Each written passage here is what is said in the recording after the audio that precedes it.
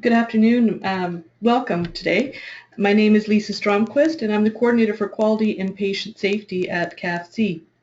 So our Patient Safety Collaborative meets the fourth Friday of every month, and I just wanted to welcome you to today's presentation. But before we begin, I wanted to remind everybody that your lines have come in muted, and that way there's no background noise for our presenters. Also a reminder that this session is being recorded and it will be posted on the CAFC Knowledge Exchange Network, and people can view it in a day or two. It should be up. Just a note, a new feature that we have handouts, and hopefully you should be able to see them in your control panel on the right side of your screen. Also, if you have any questions during the presentation, I'd encourage you to write any questions or comment into the question pane during the presentation as you think of them. That would be great. And we will be having some poll questions as well, and as those come up, we'll give you further instructions at that time. So for now, I'm just going to hand the microphone over to our co-chairs, Dr. Fergal McGee and Darlene Bolivar. Good morning. Thank you, Lisa. This morning, I want to introduce you to a major topic, talking to children about medical errors. This will be presented by Dr. Kohler and her assistants, whom she will introduce. Dr. Kohler is an associate professor at the School of Early Childhood Development in Ryerson. She has a doctorate from the University of Toronto, a master's from the University of Missouri, and a long and very successful history in the area of children's social and emotional well-being. Dr. Kohler is also attached to sick children. She is a project investigator within the Research Institute and an appointment within Child Health Evaluative Sciences. So without any further ado, I'm going to hand you over to Dr. Kohler and her assistants. Thank you very much. Thank you very much. I appreciate the invite, and we're actually very, very excited about having the opportunity to present our research. In many ways, I think it's timely and relevant to be talking about errors, particularly since there is a large number of errors and adverse events that occur in pediatrics, and the valuable work of CAFC's Patient Safety Collaborative is, I think, recognized as well through this work. So my name's Donna Kohler, as was already mentioned, and I'll let my co-presenters sort of introduce themselves. Morgan. Hi, my name is Morgan. I'm a recent graduate of the Master's in Early Childhood Studies at Ryerson, which is where I met Donna, and I've been working with her since I graduated for about a year. So I've gained a lot of experience with systematic literature reviews, which was one aspect of this project. And now, Day. Hi, I'm Dale Hade-Brant, and I'm a member of the Sick Kids Children's Council. So the Sick Kids Children's Council is made up of teenage and youth patients who use their experience and knowledge to better and further the hospital from a patient's perspective. Great, that's really helpful. So we're gonna turn on our presentation now. Perfect. For people that haven't seen the screen yet. So the title of our presentation is Talking to Children About Medical Errors, and the significance of stakeholder perspectives, I think, is really important, and it also is reflected in the research and practice issues as well. So in looking at that, I want people to, it's not working, hold on a second here. If you click on the slide, maybe.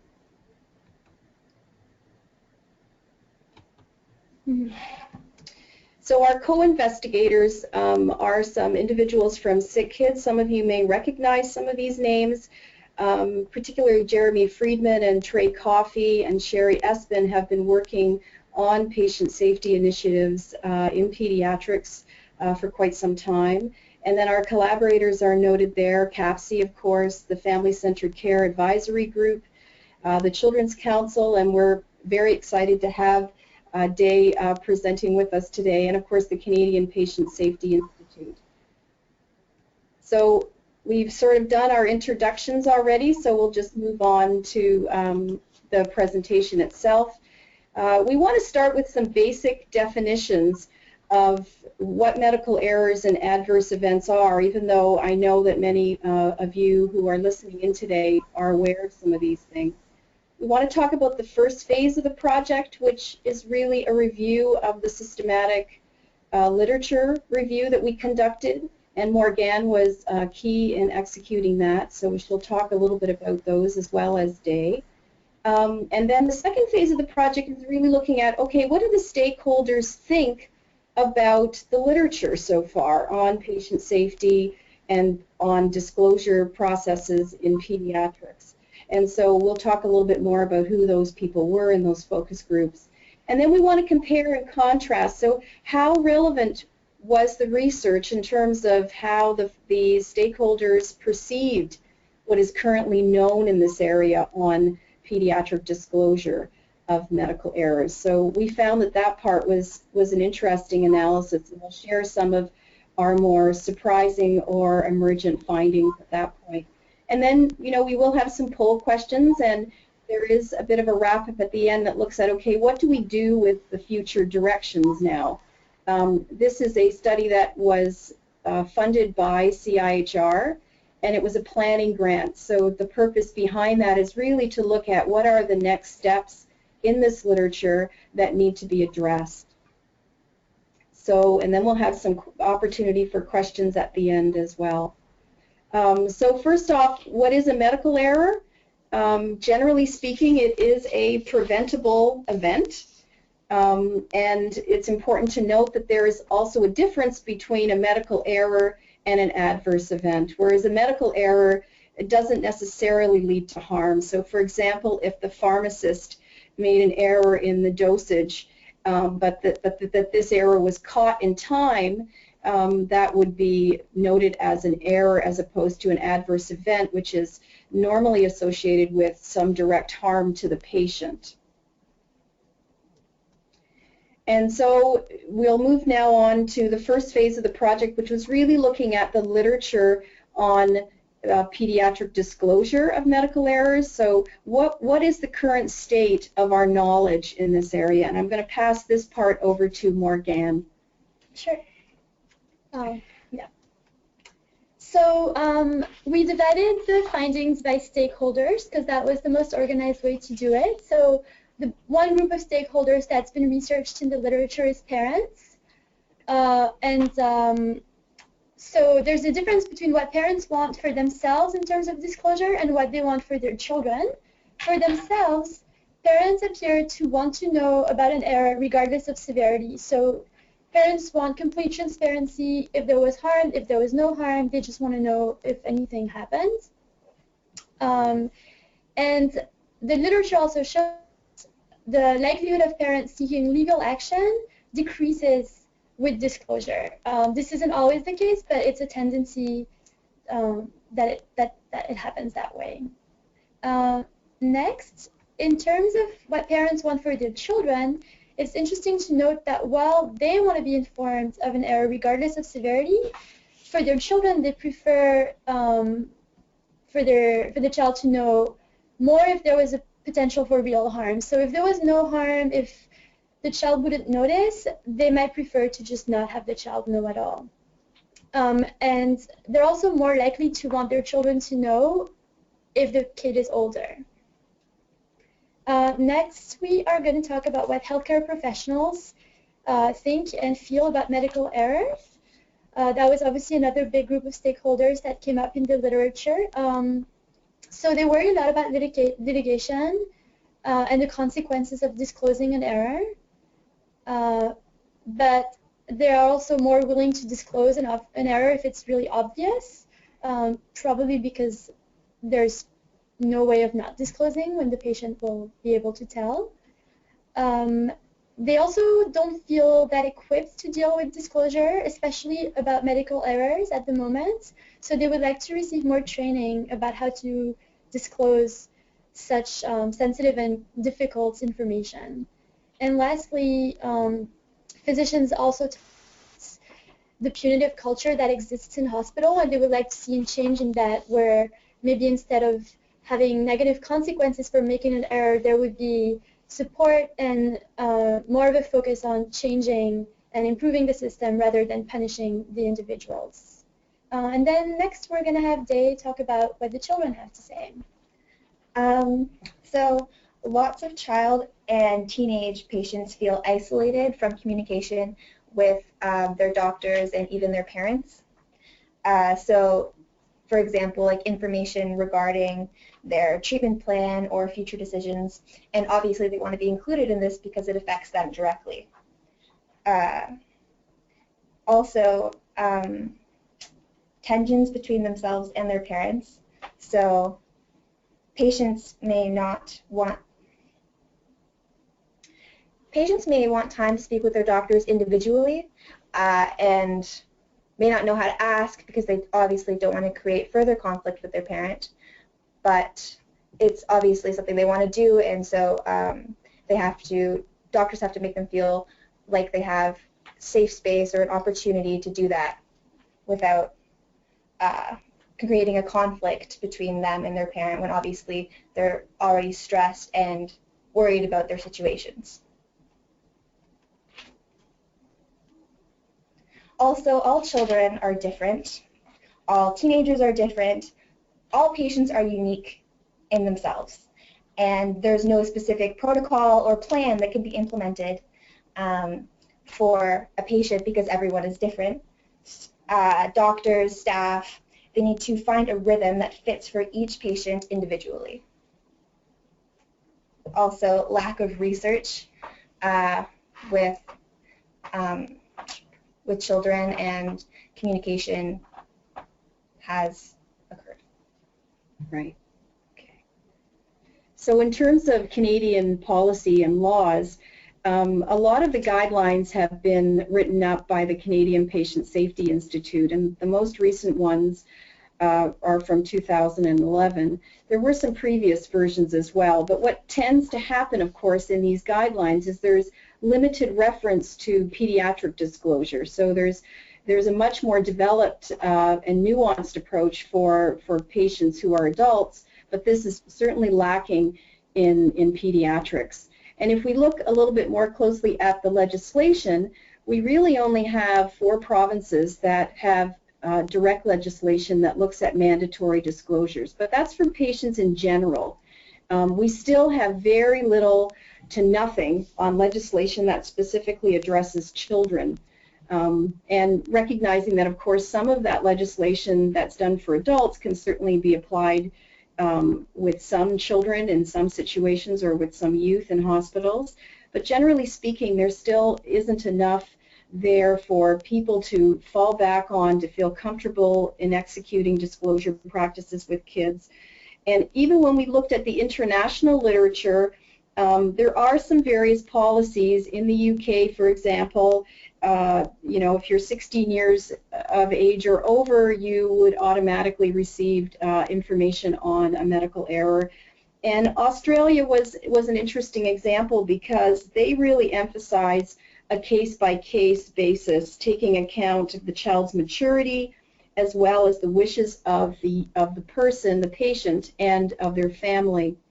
And when we discussed some of that information with other stakeholders in our focus groups, there really was, you know, people were really resonating with that concept. And we'll talk a little bit more about this later, but it does sort of highlight the need for us to look at criteria within what we could use as a case-by-case analysis, but something that would provide healthcare professionals with a little bit more direction, a little bit more support on how to actually talk to kids and their families about medical errors. And I just want to sort of wrap up this particular phase of the study by highlighting some of the main themes. And so, again, as Day mentioned, we have a lack of research on what kids and youth actually think about error disclosure. How do they want these errors explained to them? Do they want to know? How much information do they need to know or want to know? So all those types of things we don't really have a good sense of. And of course, just reiterating that, you know, parents and children's preferences can sometimes differ. A parent may not want to disclose certain pieces of information, whereas a child may want to know what's happened in more detail. And again, just reiterating this emphasis that's come up a lot in the literature, where in pediatrics you really can't put out a blanket statement that if a child is 10 years old, that therefore they should be given all the information, because we know, especially in a pediatric setting, that the children who are 10 years old can have a lot of variability between them depending on their cognitive ability, their emotional maturity. So there's a lot of nuances, obviously, in pediatrics, which preempts guidelines that are a lot more dictating, for example, or prescriptive. And then this punitive culture and the ongoing fear of litigation, does not help in terms of developing policy that people can engage in, basically, if there's a constant fear that if too much is disclosed that something may happen. And in speaking to that a bit more, physicians are therefore calling for a little bit more education and training on disclosure, particularly in pediatrics. Most of the literature that we saw that dealt with physicians was really adult care physicians as opposed to pediatricians. There was just a few studies that actually took the perspectives of pediatricians. And so I think this comes up with our poll. In terms of which of these is most important in your opinion. So if you can just click on your selection, you can choose one answer, and we'll open it up and people can start voting, and we'll wait a few moments and see where we end up. So the more people who participate in the polls, the better it is, and I think that Dawn is interested in your answers to help focus some of this research as well. So wait another moment or two.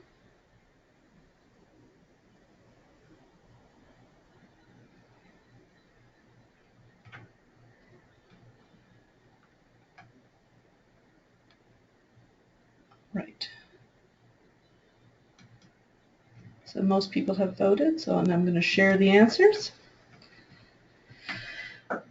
So looks like the top answer with 33% is tensions between parents and children's preferences. Then comes no one-size-fits-all manner of disclosing errors, followed by punitive culture, fear of litigation, and lack of research on error disclosure with children, and physicians wanting more education are tied with 8% of the votes. So the top. Wonderful, Lisa. Thank you. And you'll be able to provide us that information later, right? I will. Okay, thank you. So can we move on now? Yep. Okay. So some of the emergent findings from the systematic review that we learned, and some of you may already be aware of this, is that there tends to be a real focus on error reporting as opposed to disclosure practices. And in some ways that makes sense, because error reporting is still a rather contentious issue, because if people are afraid because of being a punitive culture and the fear of litigation, that there is a lot of focus on how errors get reported and by who. And so that was interesting, because it also inhibits, I think, the next step, which is for us to be able to better understand what an effective disclosure process looks like in pediatrics. And the second thing, of course, and I've already mentioned this as well, is that there's really a lot of inconsistency, and not just here in Canada, but also abroad. So depending on what's going on within the particular country and healthcare system and societal ways of viewing children and youth, there's going to be a real difference in terms of how people deal with medical errors and disclosing that information to children and families. So those were the two of the key pieces that I think we sort of found emerged from the findings in terms of the systematic literature review. And so the second part of the study had to do with the focus groups, and this particular area really, again, just before I pass it on to Morgane, really was just an opportunity for us to say, okay, this is what we found in the literature, and we want to share it with key stakeholders, and we want their opinion on what we found and whether any of what's in the research resonates with what actually happens out in the healthcare system within a pediatric setting. So I'm going to pass this on to Morgan, and she's going to provide a little bit more information on what we found within our focus groups.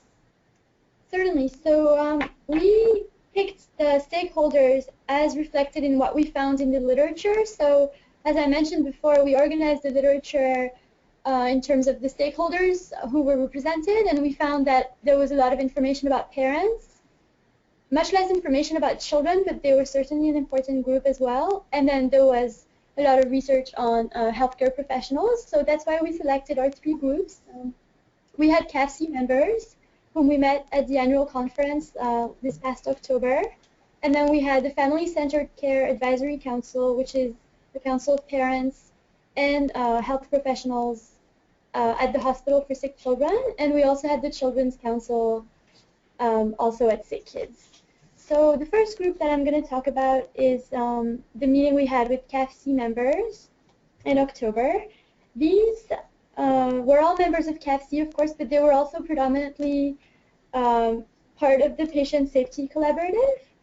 And from what we gathered at the meeting, it was a mix of nurses, physicians, and patient safety professionals. So we had 3 different stakeholders in that group itself, but they all represented a patient safety lens. So the findings from that group were interesting, and some of them matched the literature.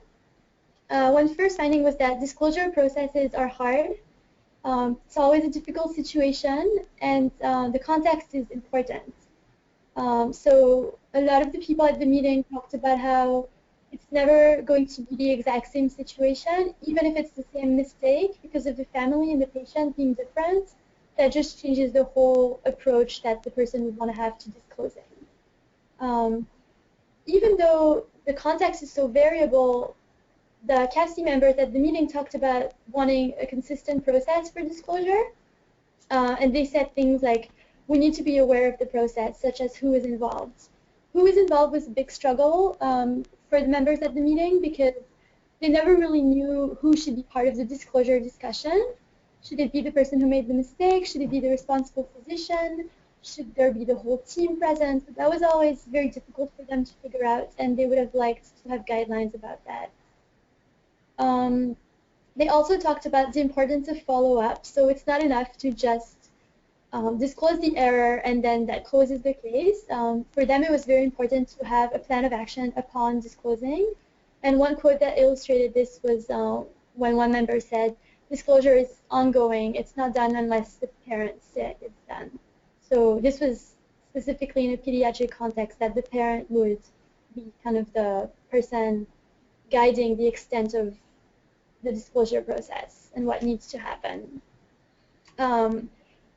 Despite the parents kind of having the authority to make decisions in pediatric cases, an issue that came up in that focus group was that sometimes the parents' own capacity to understand information and to make decisions is not very clear.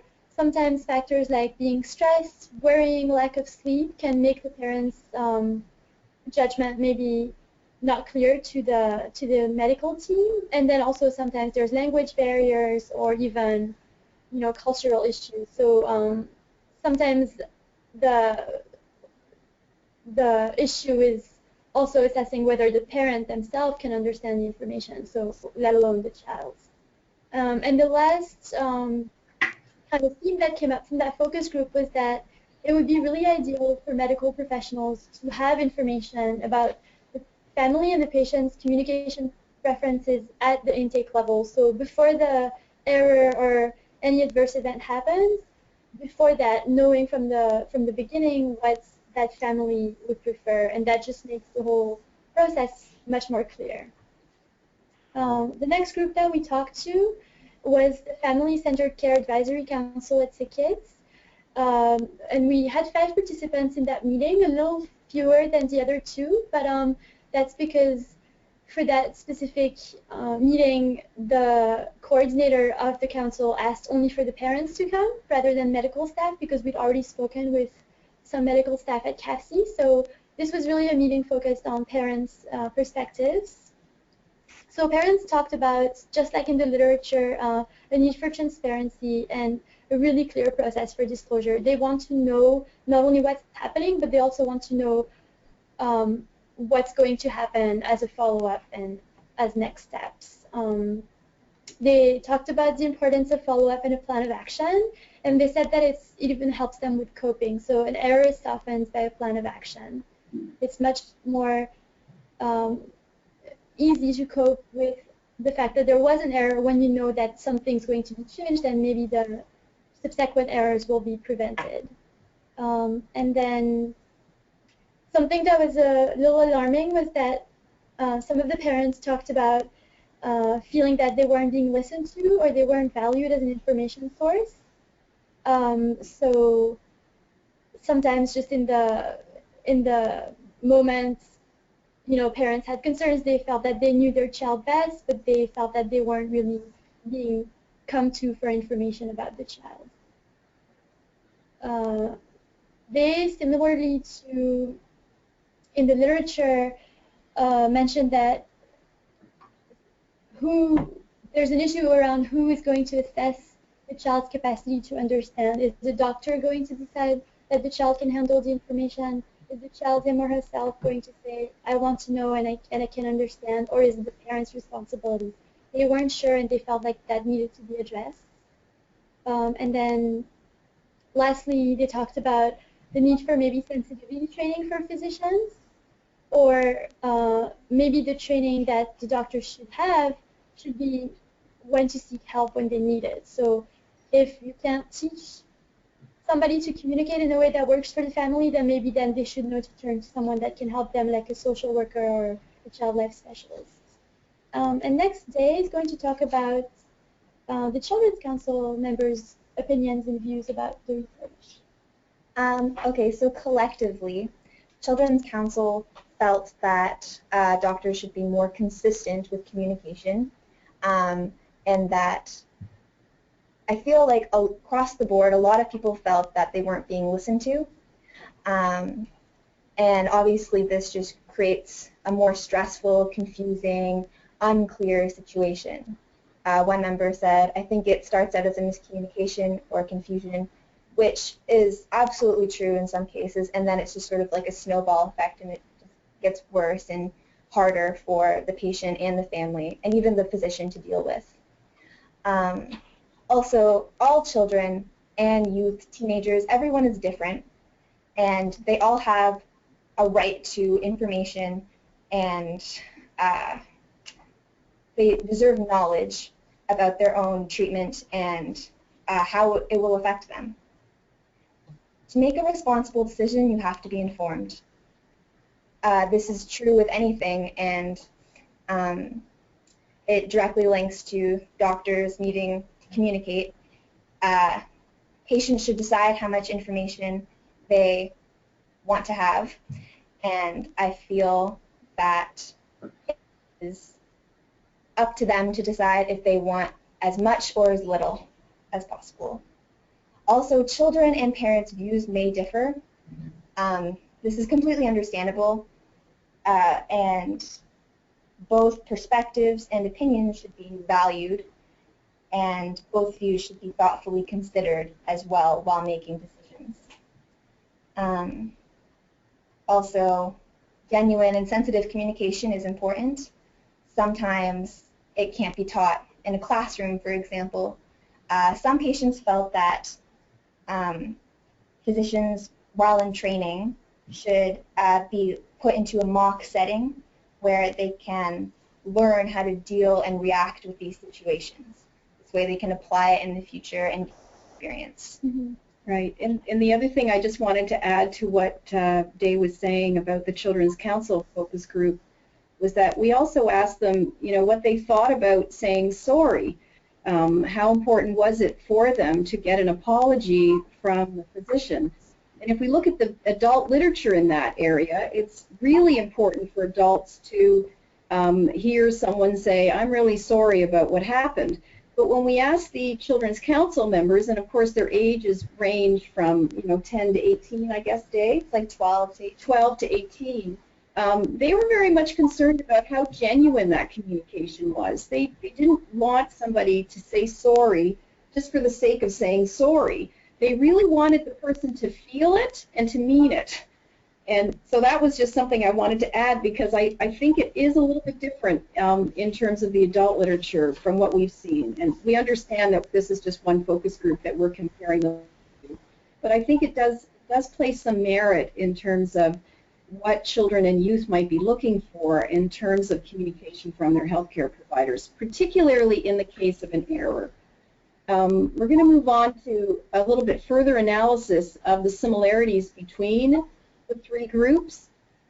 And what we found was across the focus groups that people really wanted a better process in general than what was currently being conducted.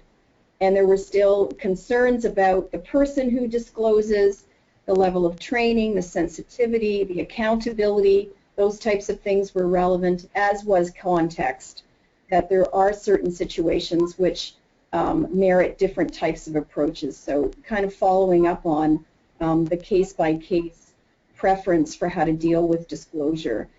Training was also deemed important for most, and that disclosure itself was just one first step in building that trust and to continue to build that trust, but that you really needed a clear plan of action that you were also going to share with the families, and that there was some adequate follow-up. And there were instances of those types of discussions in all three of the focus groups.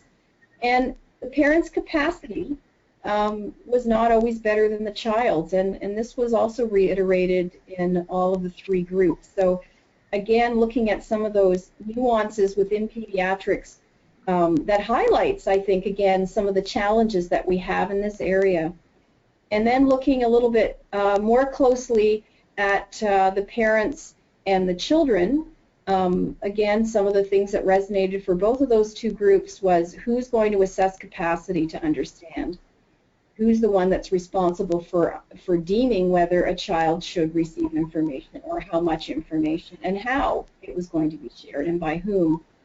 And again, sometimes they didn't feel that they were being listened to in terms of things that were going on with the care that was provided. And again, we're in no way alluding to the fact that this would only occur, in one hospital. This is something that is relevant in the literature throughout. In pediatrics, that often parents and children sometimes feel excluded from the knowledge and from the sharing of important information. And also just looking at the sensitivity that parents and children are looking for from their healthcare providers in order to ease some of these types of processes that can be quite challenging. I hope everybody's with me so far, because I know we're sort of moving along in a quick pace. And then in terms of some unique highlights from across the three groups, some of the things that were not necessarily discussed in the same way, but the CAFC meeting that we had last October at the annual conference, there was a fair bit of discussion around the role of the bioethics team, whereas the parents and the children really didn't talk too much about that, although they did mention various healthcare providers that could be involved in these discussions. But it wasn't quite as focused on what the bioethics team can do. And then the CAFC group members also talked about, is it fair to even disclose errors if they have no consequence? Does that potentially in the long run cause more harm than good in terms of, the families and the relationships that they have with their healthcare providers? And also, as Morgan mentioned earlier, the impact of stress on the family's capacity for understanding and making decisions at a time of error. And then with the families, the parents talked a little bit about age being somewhat important, where the kids really saw age as not necessarily being a proxy for maturity. And I think we see that quite commonly in pediatrics. The parents talked a little bit more probably about the transparency piece and the fact that they were often advocates for their children. The children and youth certainly recognized that they had a right to know, and many of them talked about their right to know simply based on the fact that it was their body. And if an error had occurred, they really felt that it was important for them to know what had happened. And they were, again, just to reiterate, the notion of communication and sensitivity was something that they wanted to see as being genuine on behalf of the healthcare provider, and that it may not be something that's easy to teach certain people if they're not inclined to be so. And we thought that was an interesting finding as well.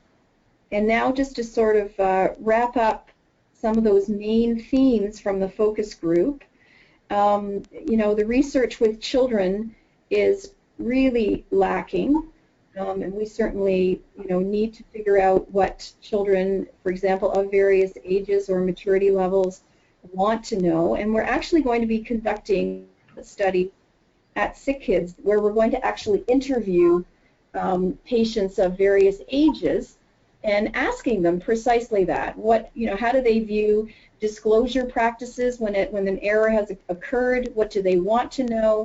Who do they want to talk to about it? And so various stuff like that, which we're hoping we'll also maybe be able to present in a webinar at some point. And then they also want to reconcile this need for a clear process. And what does that mean if we're going to look at a case-by-case approach?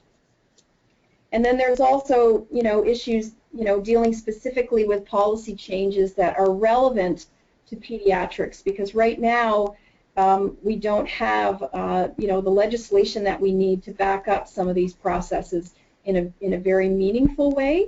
And also, how are those policies going to evolve if we're looking at more of a case-by-case analysis, which again had come up in the literature as well as the focus groups in this area. And so again, looking at disclosure not being enough, you know, there are follow-up steps that need to occur, and that a plan of action was important. And also just knowing that sometimes parents and children aren't always listened to in a way that they feel validated.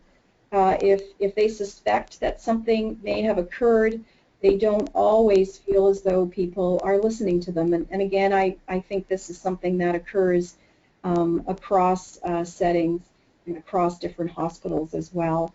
And so we have another poll question, I guess, Lisa? Yeah, here we go. So again, just please select your answer on the screen in front of you. Just click on it, and we'll do the same thing that we did before. We'll just give a moment or two for people to select their answers.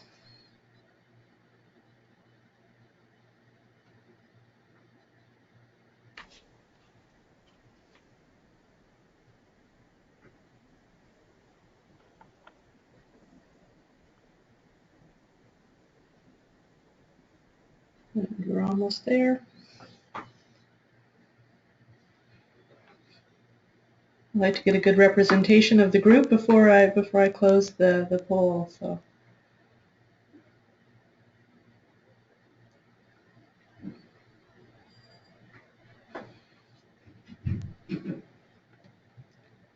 Alrighty.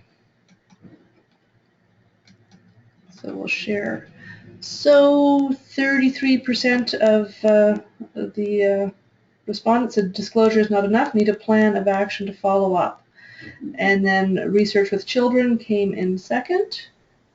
Policy change focusing on pediatrics. Then reconciling the need for clear process with case-by-case approach. And rounding out the group was sometimes parents and children don't feel listened to. Thank you for voting. Yes, thank you. That's really helpful. We just have a couple more slides to get through, and then there'll be another question as well. Following up in terms of emergent findings that came out of the focus groups, there was an interesting discussion that we had with the Family Advisory Council and the Children's Council and it was sort of an upper level analysis when we actually looked at what people were saying, and there's this notion of a secret error, and I would be really interested in hearing and getting feedback from the audience on this, where situations might have arisen where families might have suspected that something had gone wrong, and then it was sort of rectified, but there was really no discussion or identification of an error that might have occurred. And we found that very, very fascinating, and it came up with, as we said, the parents and the children. So these are errors that may or may not have caused any harm, but there was just something suspect that had happened, but there wasn't any clear identification of an error. And then the other thing that came up that we thought was a bit emergent in terms of some of the data was some of the physicians at the CAPC meeting, I think, might have felt that there was a lot of burden on them for the disclosure practices in terms of taking full accountability, where in some cases it may not have even been the physician, the physicians themselves that had caused the error, but they would have come in the morning, they would have learned of something that had happened, and it may have been a nurse or a pharmacist or some other healthcare provider that made an error, and yet it was the physician that had to sort of take the lead and present some kind of accountability on behalf of what happened. So we found that was also an interesting finding. And so here's Day's going to ask our final question here. What are your thoughts on how prevalent secret errors might be, harmful or not, and how that might affect the relationship between family and healthcare providers? So thank you. So we'll ask you just to write your answers into the question pane. It's in your control panel. If you could respond that way, and we'd really be interested in hearing what you think. And maybe while people are writing that in, I don't know, Fergal or Darlene, do you have any sort of thoughts around what was just described about secret errors? Darlene, did you want to go first? I guess not. Thank you, Fergal. I was on mute there for a minute. My thoughts are, I think you're dead on with, I shouldn't use that term, but with what you have presented here. So thank you so much for doing that, and I look forward to what questions others have. So I'll turn it back over to you, Fergal. Well, I think the last question, I think the answer is more prevalent than we, or at least I suspect it's more prevalent than we realize. And I think what it does is it poisons and ruins the relationship between the family and healthcare. And, you know, pediatrics is all about maintaining that very strong triadic relationship. And I think this goes quite against that. Yeah, I think that's it's Donna speaking. I think that's a really valid point, Fergal, because I was a little taken aback, even though I'd spent 15 years as a child life specialist in a pediatric hospital, and you'd see certain things happen. But for families to clearly identify the fact that things often occurred and they were really done, and rectified in a way that was very, not transparent. Yeah. It started to get me thinking around what does that do to the relationship and how might it undermine what a healthcare professional is trying to achieve with a family. Yeah. If things are done in a way that's, the parent kind of knows something has happened or the child kind of knows something has happened, but there's no transparency or discussion around it. I have to ask you a question. I find it intriguing. You, in the first question, listed a series of important topics that came up. Did you ask the adolescents or children to rate the same question by any chance? Yes, we did. And did you get a different answer? I think, if I recall correctly with the Children's Council, I think some of the things that they were, this particular question you're referring to, or the list of main themes? Yeah, because I thought research scored very low in the answers, and it would score much higher if you asked the children. Yes, no, it did score a lot higher. The other thing that was relevant to the children and teens, and Day, you can correct me if I'm wrong, but I remember them talking also about the differences between their parents' views and their views. Yeah. How that really wasn't always considered, so that often the parent acted as the default in these difficult situations. Yeah. And it would be very real that the child has a very different perspective on what they want to know and how they want information. As parents, we're also guilty of this. You know, we want things for our children. In fact, we want them so much we don't even ask our children what in fact they want. Yes, exactly, exactly. On that topic, I don't know if you are aware of it, there's a lot of literature in Children's Oncology Group around informed consent, and in particular what's called the Informed Consent Conference, when the poor family find out that the child has cancer. And there's a lot of work done on the assent part of that, and also about how more complicated the question or the conference becomes, and sometimes even that it's not helpful, because there is literature, at least from COG, suggesting that if particular adolescents are in the conference, they sort of assume a leadership role, actually, and they tend to ask more of the questions. They don't tend to ask as detailed questions as the adults, and the parents defer to that. So in the end, there actually can be less information transfer in the conference. And I suggest if you're interested, the person to talk to is Conrad Fernandez in IWK, because he's head of the bioethics group who have led that research within COG. Interesting. No, we'll follow up on that.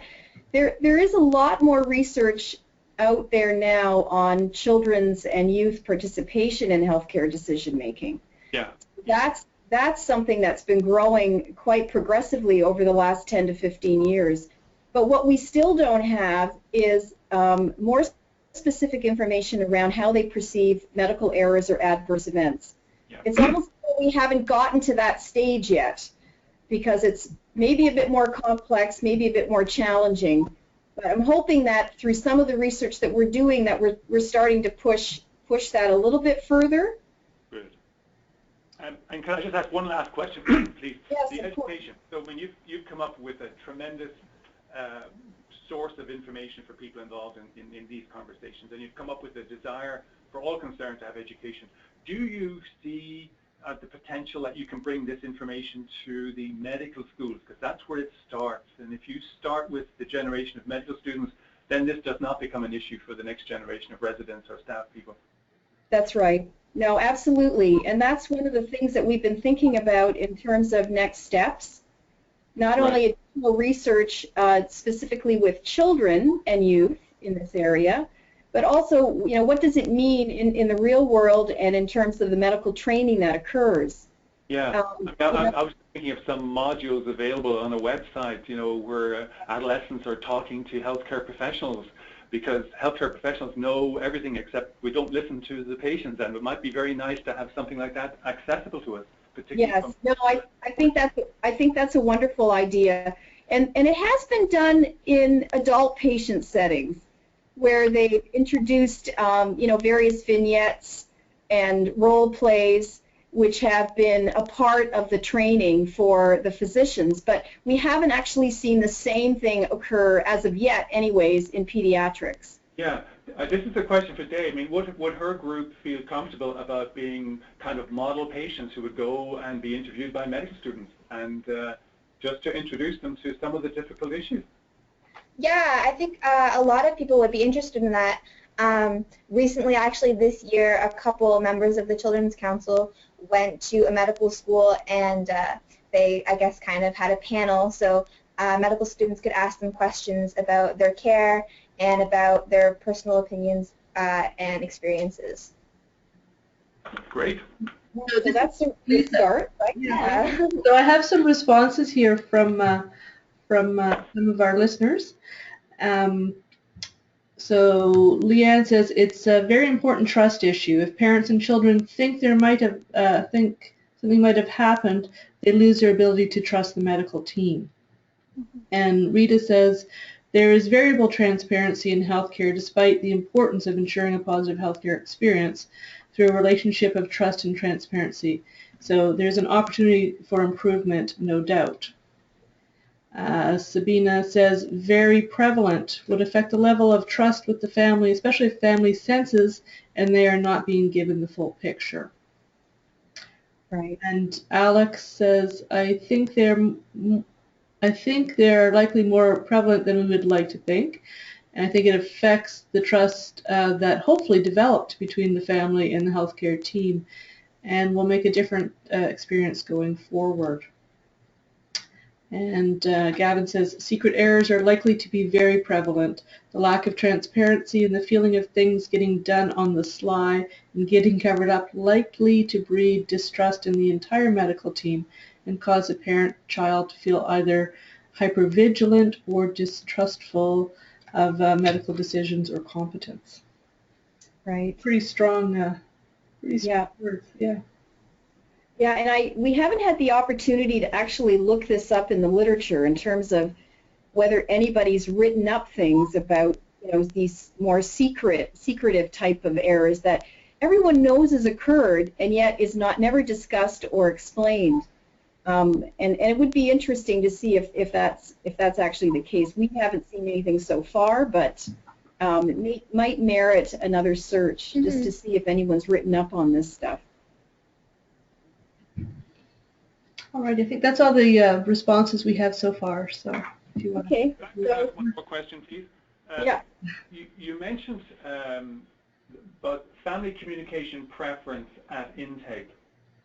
By that, do you mean that the healthcare workers understand the degree of involvement that the family and child have worked out among themselves? Is that what you were getting at?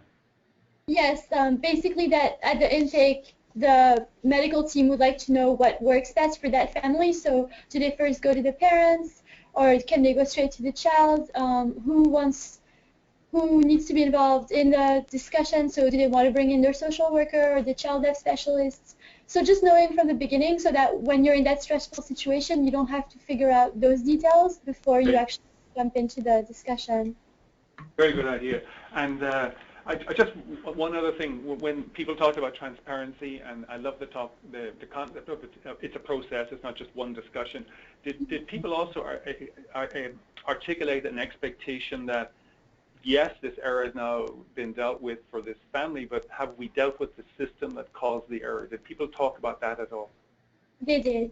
Yeah, and it also comes up in the literature as well, Fergal, where they talk about how important it is for the family to know that steps have been taken to prevent a similar error from occurring again.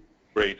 So that really came through, and it also came through in our focus groups, where people wanted follow-up, and follow-up not just in terms of checking in with the family and asking them how they are, but follow-up in terms of saying these are the steps that we've taken in order to prevent anything like this happening again.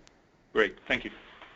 And we just have one final slide before we wrap up, and just in terms of, we certainly would love to see more research with children specifically about the disclosure of medical errors, and in terms of policy and practice, it would be wonderful for us to reconcile some type of a guideline or list of criteria that can help people look at various cases and still make more determinations around how to proceed based on that. So it's great to know that we should be looking at a case-by-case analysis or an approach, but what do we actually need to do to make it better, to make us have an easier time with all the variables and nuances that are inherent in pediatric disclosure?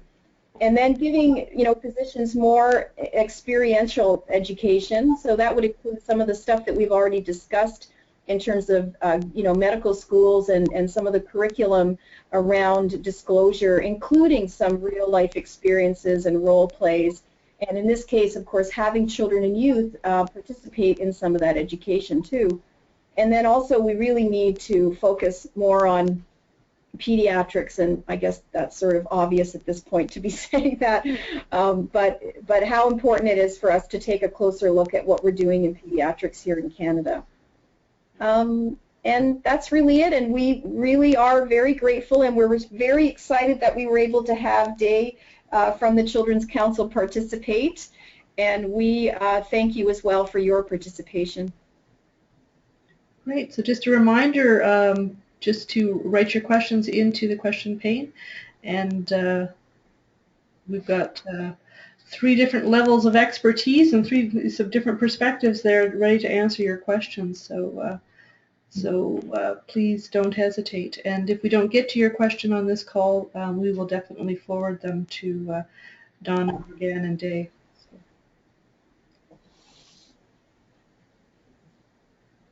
Virgil, do you have any more questions?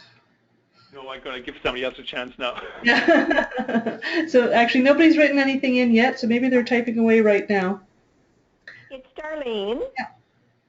I just wanted to make a comment on your comment about how patients and families want the follow-up, and that's certainly at the IWK we don't consider disclosure as complete until all of those follow-up items are done, which you can appreciate sometimes takes months and even years.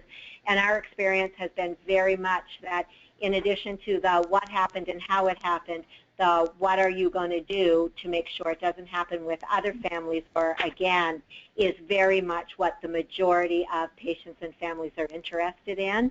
So I just wanted to reiterate how important that is. It's not just the initial, but it is about the ongoing relationships that you develop with these patients and families.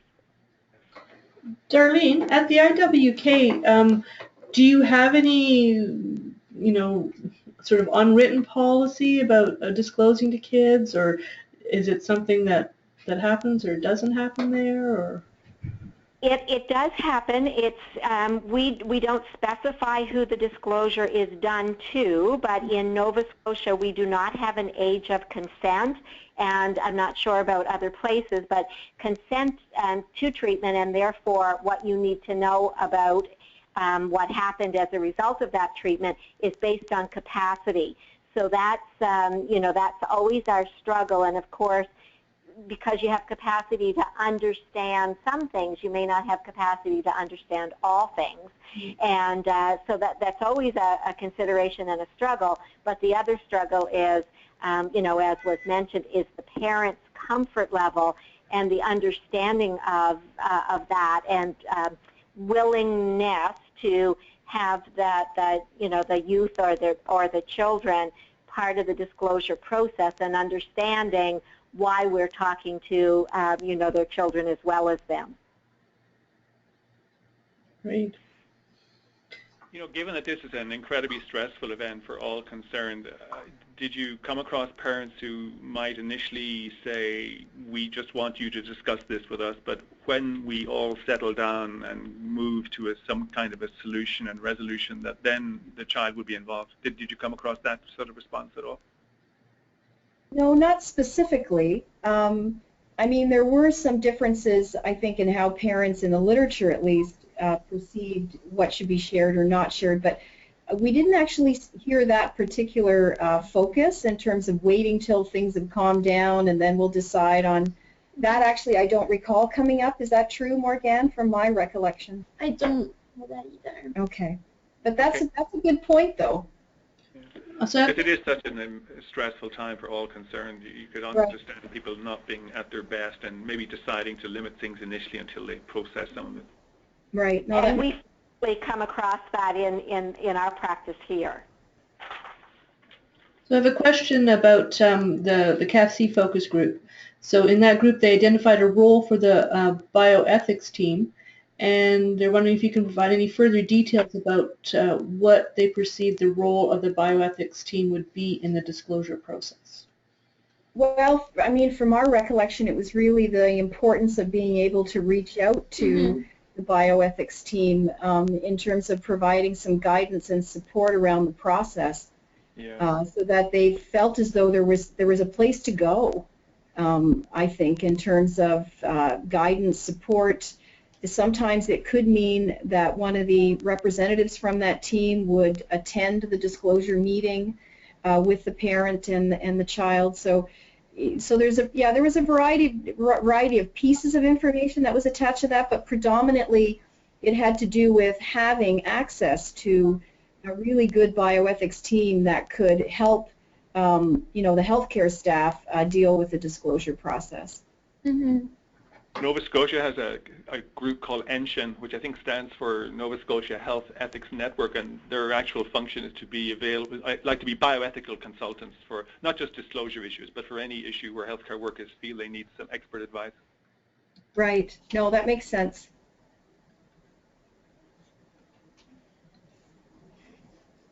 Okay. Sorry. So one last question I made for Day. Has her involvement in this kind of piqued her interest in being involved in future research? Oh, I've wanted to be a doctor or a scientist for a while now, so this has definitely heightened that interest, of course, but it's been an ongoing thing. Excellent. That's a good answer. Alrighty. So just as we wrap up, I just want to say thank you to Donna, Day, and Morgan, and I want to remind everybody of the CAFC conference coming up in October 18th to 20th in Quebec City, and it's Child Health Solutions. And just to remind everybody to register for the conference and the CAFC Patient Safety Symposium. And we're sort of going back to the basics. Everything I need to know about patient safety I learned in kindergarten. So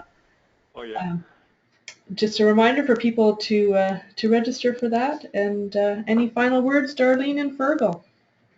I just want to say thank you for an excellent presentation. The amount of work that this represents is incredible, and I think it also will generate an awful lot of future, very important work. So thank you all. Oh, thank you very much. Thank you very much. And I echo Fergal's sentiments. And just a reminder to folks on the line that we are taking a hiatus for the summer, so our next call will not be until September. Great. Thanks, everybody. And have Thank you. Thank you, Lisa. Okay, bye-bye. Thank you all.